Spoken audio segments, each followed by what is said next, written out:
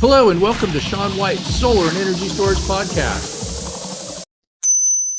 So on today's podcast, we have my friend Stan, or Stanislav Kvochak, and Stan is a commercial project engineer over at Exact Solar, and I had the privilege to go hang out with Stan and his colleagues, and they brought me over to Philadelphia, to some of you. And we hung out, we did some NABCEP training, and it was really cool, and I enjoyed working with Exact Solar. It was a great group of people, and I remember I was staying in a hotel there with Aaron Nichols, who also works at Exact Solar, and we did a podcast up on top of Philadelphia. And Stan and I were talking about some pretty cool stuff, and we were talking about, for one thing, solar at nuclear power plants. So what's happening, Stan? Hey, hi all. Thanks for the opportunity. Like time flies. It was like yesterday we met. I know. In Philly, yeah. Uh-huh. Just open to discuss, solar and nuclear power plants. Seems like a good topic to talk about. Yeah, there's I have this t-shirt and it says, "Let's land on the sun." I got it at some solar conference. So I was just wondering, why we don't go and just go to the sun, grab a piece, bring it down. We got fusion. Why wouldn't that work? Well, that's funny. Yeah, maybe it's worth trying, but I mean, it's like we should mine the sun. I mean, maybe we would run out. I don't want to run out of sun. That would kind of stink. yeah, right. I agree. They're trying to do fusion, and you always hear people in the solar industry saying stuff like, "Yeah, we have nuclear energy at a safe distance 93 million miles away." And so that's nuclear fusion, of course. So Yeah, just a very short distance. Yeah. And so you have experience at the place where there was the world's largest nuclear accident, right? Chernobyl? Right. So it was back in the days in 2021 when I was working with one of Ukrainian electrical company. We had a 15-year anniversary of the company, and our CEO decided to celebrate it. And he actually had 3 events, and one of the event he booked a tour to Chernobyl power plant. Yeah, we went to that place, had a tour. So the plant, is shut down right now, but it's still far from to be abandoned. Hundreds of workers are still working, decommissioning reactors, monitoring radiation, and managing spent nuclear fuel. From, some estimates puts around 2,000-3,000 workers still working in that area. Isn't it dangerous to be there?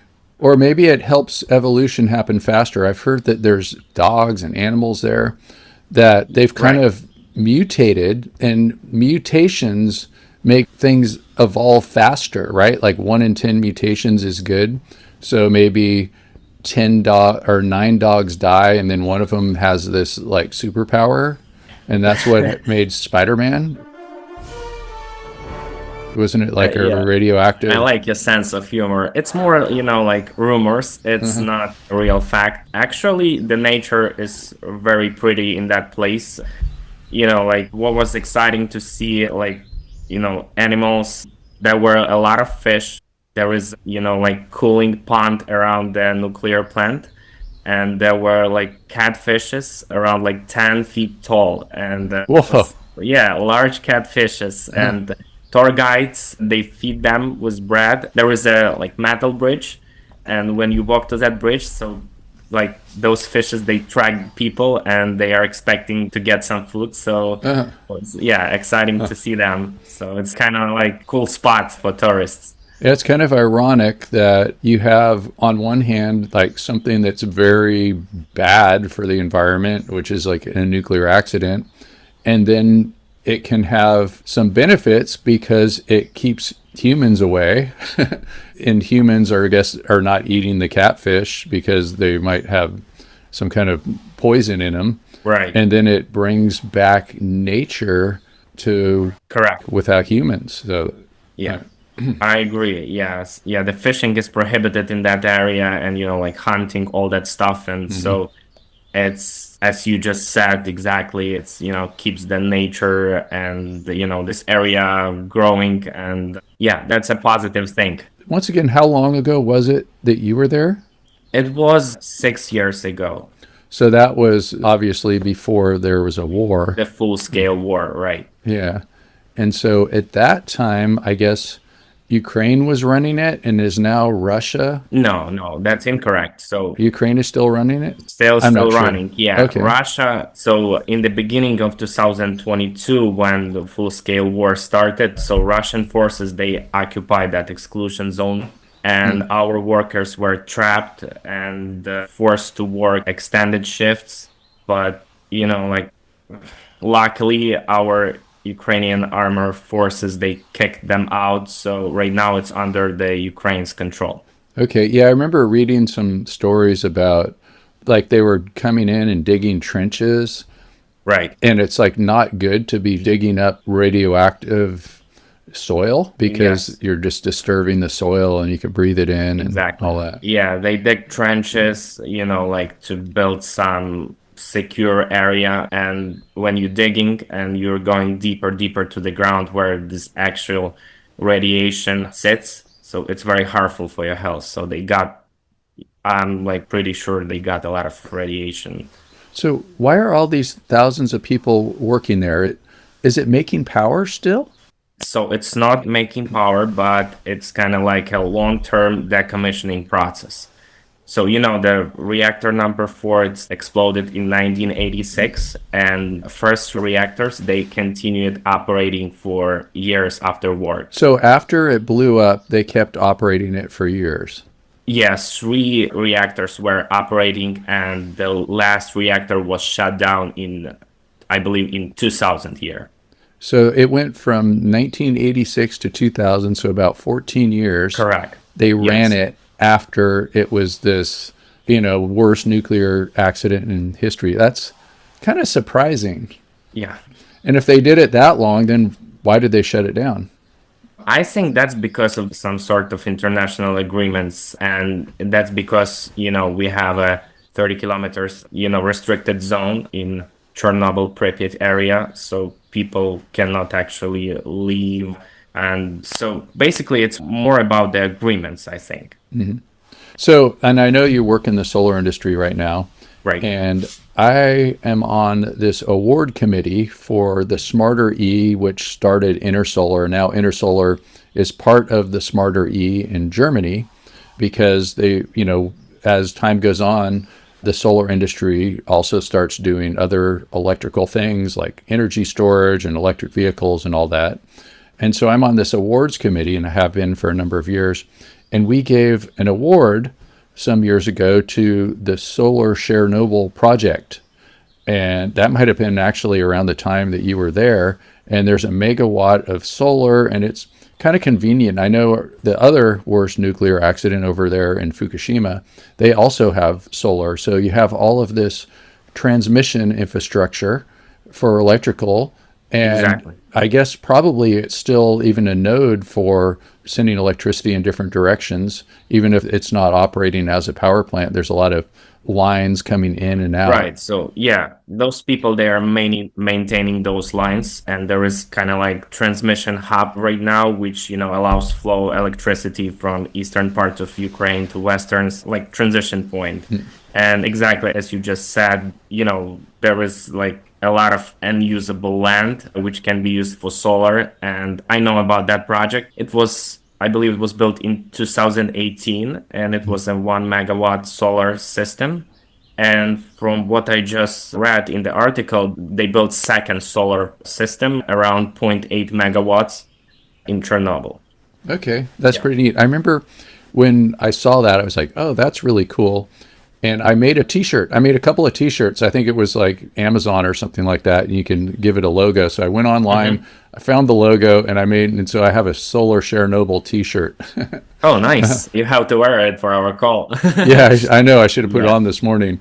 Yes. Probably sitting right next to me. And I'm looking at the website. It's just solarchernobyl.com. And I remember that they used ballasts. So, like, if you're going to go work in a place that has radiation, you don't want to stir up the soil. So you can build the project far away and then just bring it over and set it down. And so that way you won't get exposed. And I guess like with radiation, the exposure has to do with time. So if you spend a lot of time there, it's worse than a short amount of time. Sort of like an X-ray is radiation. So if you get an X-ray, it can detect cancer and save your life. But if you have an X-ray tube pointing at you, like the people that invented X-rays, you get cancer and it kills you. So it's radiation has to do with time, just like solar radiation, which is solar energy, versus solar irradiance, which is solar power. Solar power is just the rate at which it comes at you, like 1,000 watts per square meter. But, so this solar project, I thought it's pretty cool. It's like you're taking something bad, the worst nuclear accident in human history so far, and then you're turning it into something good. And you're taking your skills too and turning them into solar skills. What brought you there? Were you already working in solar? I was working with one electrical company and we had some percentage of solar projects, like 10-15%. So I was like involved in the solar industry. Mm-hmm. Were you only working in solar back then when you went there, or were you doing other stuff too? No, we were doing a lot of stuff, like building some kind of like commercial malls, transformer substations, overhead power lines. I was working as a project engineer, and then I was a head of project engineering department. Yeah, we had a couple people. Yeah. I saw something else too, that there were some fluents. They make these like energy storage systems, these cubes and things like that, and they put a bunch over in Ukraine. Right, yes. Do you know about those too? No, not in those days, but okay, yeah, it's recent. I don't even know. Recent, Yeah. because we need to, right now in Ukraine there is, like Ukraine needs decentralized energy systems, and solar it's like very good option. So because I believe most Americans, they don't know this, but back in the days, like Ukraine had most power, like was relied on nuclear energy as a major source of electricity. And as of now, with ongoing war, so the thing is we have to build more decentralized, smaller systems to be more stable during power outages.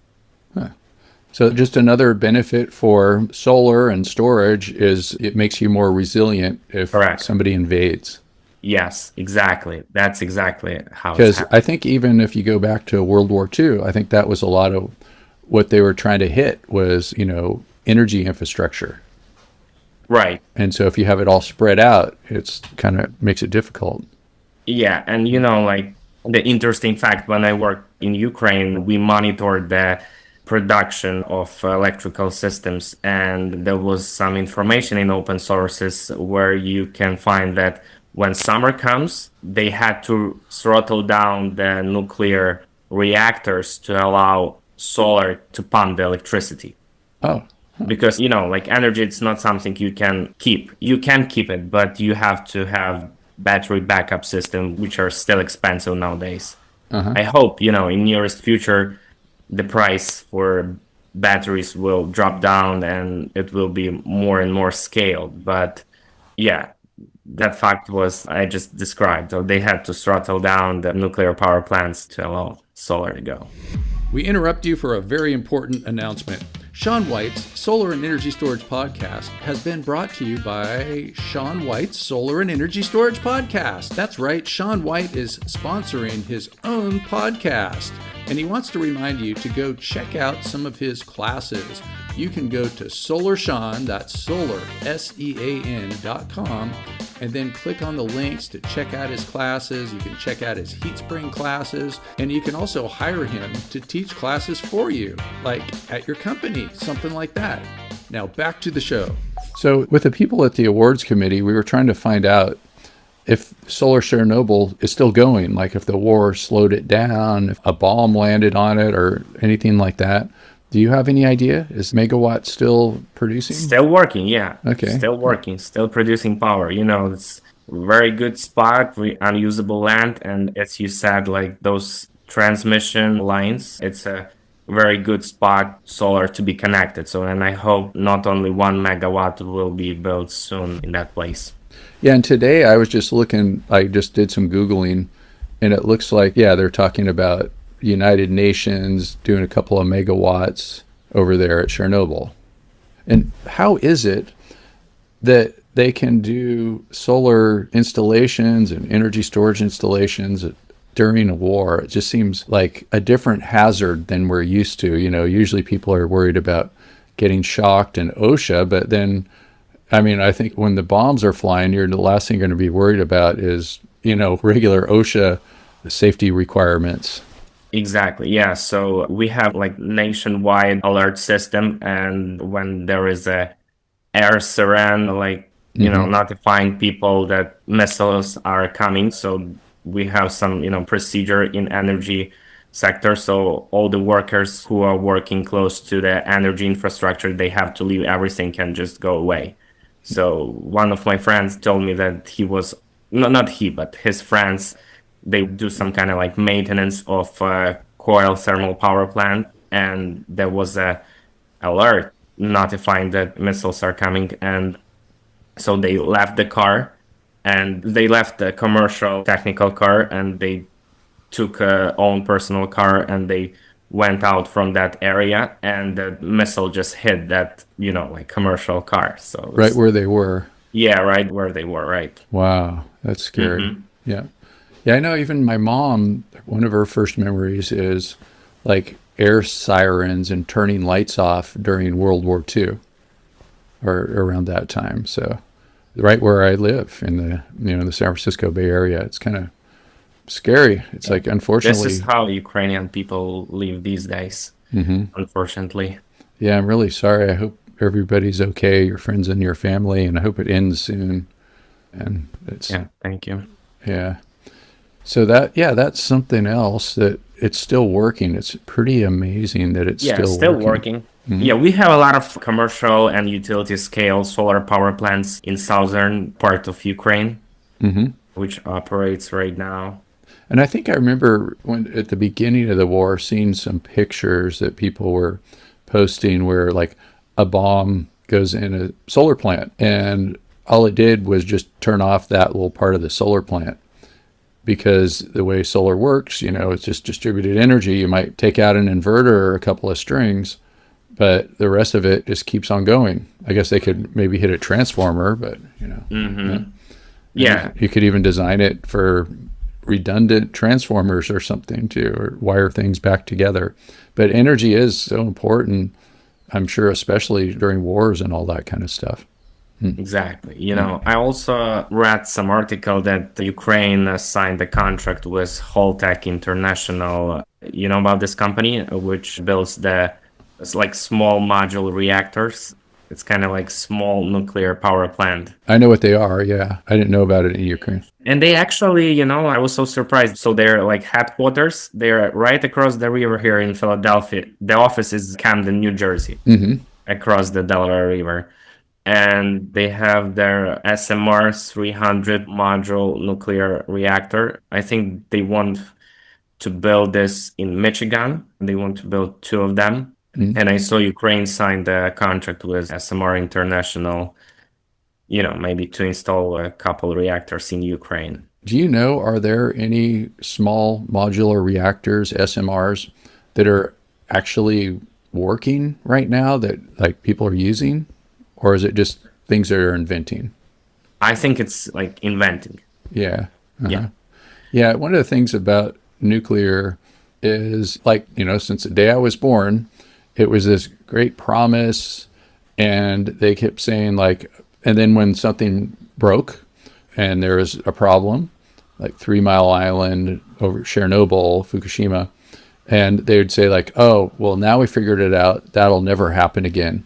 And I'm just always afraid, like, well, maybe it will happen again. And then speaking of, aggression, it's like a nuclear bomb. Like somebody could go bomb something and then it can, spread all this radiation. So it seems like. Yeah, we have one plant which is occupied by Russians right now in Ukraine. It's Zaporizhia power plant. Yeah, and it just seems scary. Even, do you know, like over at Chernobyl, there's probably like a lot of spent fuel rods and all that kind of stuff. Yeah.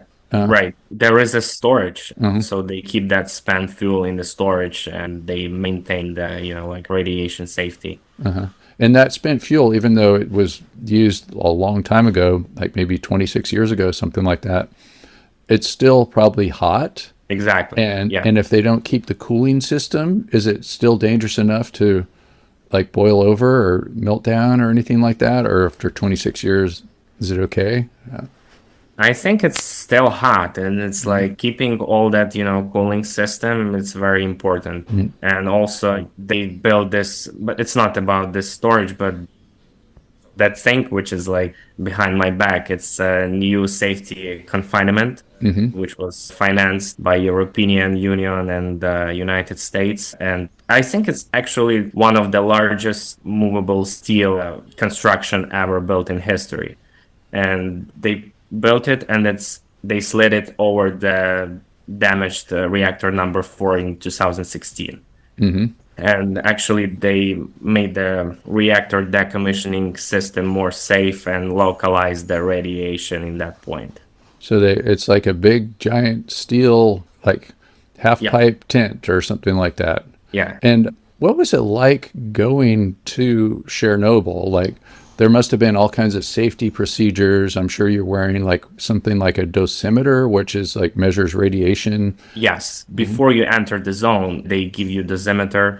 You wear it all the time when you're like walk through the streets. And also there are some, check spots when you enter. So we had a lunch in a dining room, and there was some specific testers which you have to pass. You have to put your hands and legs, touch the specific equipment, and it's like measures the radiation, and then you like allow you to go or not to go.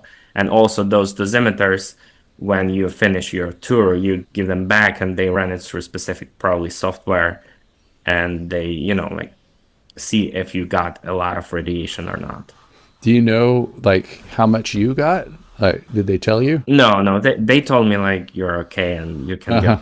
Yeah. Of course they did. Yeah, they gave also kind of like portable dosimeter, which you can bring to like pieces, and it creates some noise sound. So when we were passing the red forest, which is one of the hotspot, it was like beeping a lot, like sending a lot of signals. Today's podcast was brought to you by Gratitude247.com. Sign up for their daily insight and get an optimistic email every day. I really do. You know what? I got one of those. I'm trying to think of what that radiation detector is called, but it goes crackle, crackle, like, Hmm. yeah, it's kind of weird. And you can aim it at different things, and some things have radiation in it. Like, I think like fire alarms, they have some in there. Like, if you took apart a whole bunch of fire alarms, you could, it could be dangerous. Yeah, and was like I was surprised because our tour guide said like there is one hotspot where its radiation is very high. So and it was just a like regular area with some sort of things, and we just put the dosimeter close to that point and was like screaming. I don't know why, and it was so surprising. Huh. Well, I guess when it boils over like that, there's probably some place where it goes and splashes and all that. And I think there's still places in Europe, somebody was telling me, where they can't eat mushrooms because I guess the cloud went from like towards the Hmm. west, I guess. Yeah. And Yeah. so it went into Europe and Germany. Right. And mushrooms, I think, is the most absorbing thing for radiation, like if we're talking about the food Yeah. And then do you know how far that is where you're not supposed to eat mushrooms? from Like, that area. yeah, like how far into Europe that is, I wonder.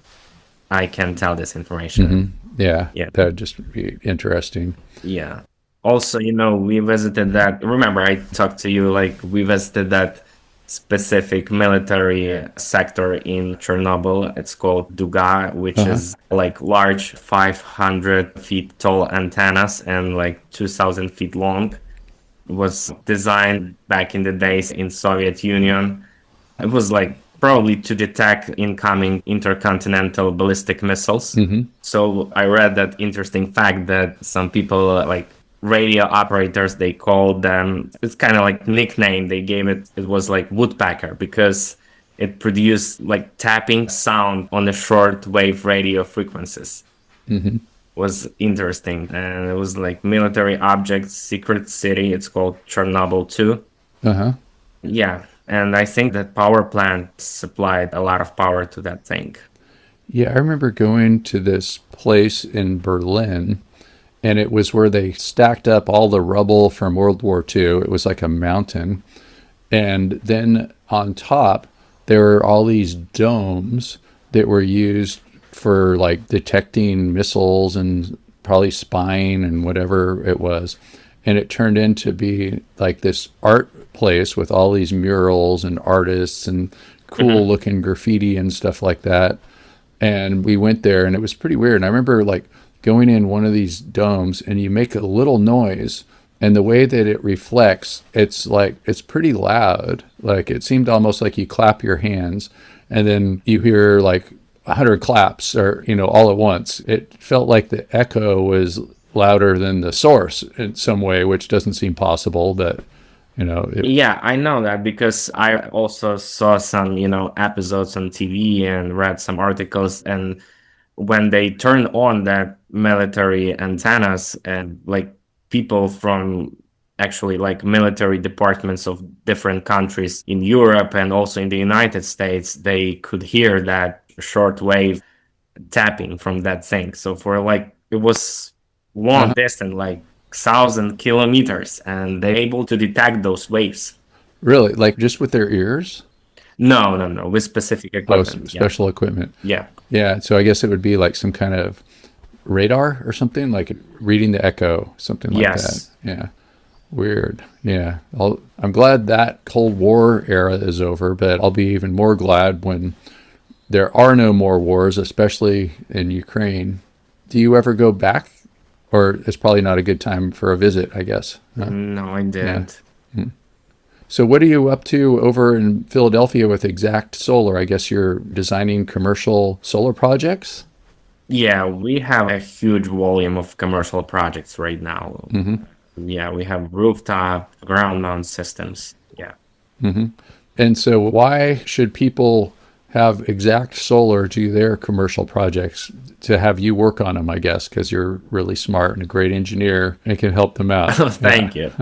I always telling I'm not, but I try to do my best. But Oh, like we are very, professional company trying to treat the customers in the best way we can. Like providing excellent service. We have a lot of experience working with utility companies with different age. Also, it's all about the experience. We also work like as a big family in our company, maintaining like healthy work atmosphere. And yeah, yeah. that's all about Exact Solar. Yeah, you guys did have a very healthy work atmosphere. Like I just felt like family when I went there and taught a Yeah, class. you're the witness. Yeah, you were able to see that. Yes. But you were more involved with our sales team. Yeah. And you Uh-huh. have, like operation management department. We have accounting, installers. Hmm. Yeah, we are growing. We are getting more and more projects. Yeah, and we are growing. Yeah, and the way that I ended up there is Exact Solar was doing heat spring classes, and one of the things that they started doing maybe about a year ago is a little button with the classes where you can have the instructor go teach in person. And so I ended up teaching in person, and so that was just kind of a neat thing, because usually heat spring is an online thing where it's online, on demand, take the class at your own convenience and all that kind of stuff. So we had a mixture. It was more of like a hybrid thing with online and in person. So that was pretty neat. All right, Stan, well, tell people how to find you and how to find Exact Solar and how to go on a tour of Chernobyl. Yeah, you can share my LinkedIn profile. We'll put that in the show notes. Yeah. And then is it possible, like for a person that likes to take risks with radiation and wars and stuff, can somebody just go there and take a tour? Yeah, they still do tours. Yeah, I can actually recommend the company Uh, which we hired to do the tour for us. And yeah, do you think they're doing it right now, even during the war? yes, they do it. Okay, so everybody who thinks you're tough, go out there and do a Chernobyl tour during a war. So that's intense. Okay. So I wish you the best, Stan, and I wish the best to Exact Solar, and I wish the best to all of the people that you know in Ukraine, and may this conflict end very soon, like right now. Thanks very much. Yeah, thank you for your kind words, and thank you for the opportunity to talk to you. All right. Thanks for listening to Sean White's Solar and Energy Storage Podcast. To learn more, go to SolarSEAN.com. Get yourself NABCEP certified. Have me come do a class for your company. Sign your company up for heat spring classes. Do all kinds of things that will make yourself more interesting. So thanks a lot, Stan Kvochak. Have a great day.